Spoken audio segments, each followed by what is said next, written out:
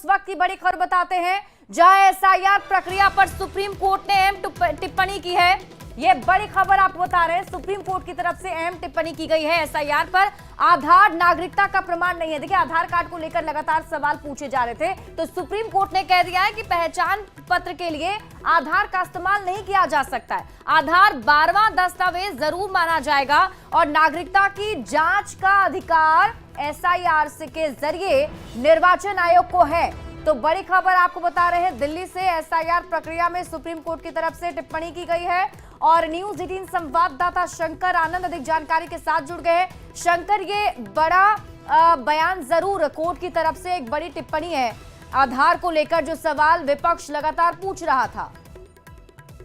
देखिए, जिस तरह से अब तक जो पिछली सुनवाई हुई है, अब तक जो जिस तरह से सुप्रीम कोर्ट में केंद्रीय चुनाव आयोग के द्वारा बोला गया था कि 11 दस्तावेज के बारे में बताया गया था कि 11 दस्तावेज जो पहचान पत्र के तौर पर मतदाता पत्र बनाने के लिए दिए जा सकते हैं। लेकिन आज की सुनवाई के बाद आज एक और 12वां जो पहचान पत्र जो है वो जारी करने का एक निर्देश जो है कोर्ट के द्वारा दिया गया है। कोर्ट के द्वारा बोला गया कि आधार कार्ड को भी आपको शामिल करना होगा। बिहार एसआईआर प्रक्रिया में मतदाताओं को शामिल करने के लिए पहचान पत्र के तौर पर आधार कार्ड को 12वां डॉक्यूमेंट के तौर पर शामिल करने का निर्देश दिया गया है।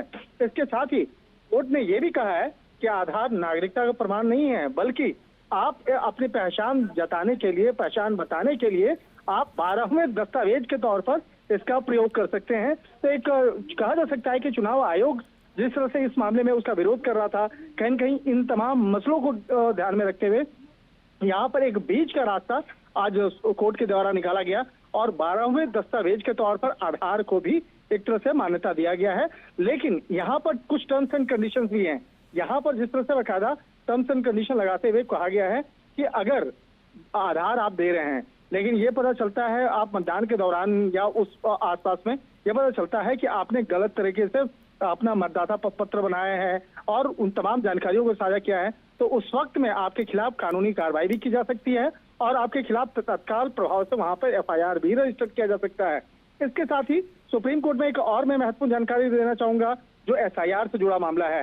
एसआईआर से जुड़ा मामले में जिस तरह से आने वाले समय में बिहार के बाद असम, पश्चिम बंगाल, केरल, पुदुचेरी और तमिलनाडु में भी चुनाव होने हैं, तो वहां पर भी जल्द से जल्द एसआईआर को लागू करने की जो एक मांग है, ये मांग से जुड़ा हुआ एक याचिका कोर्ट में दायर किया गया था। तो इस मामले पर आने वाले 15 सितंबर को इस मामले पर सुप्रीम कोर्ट में सुनवाई होगी।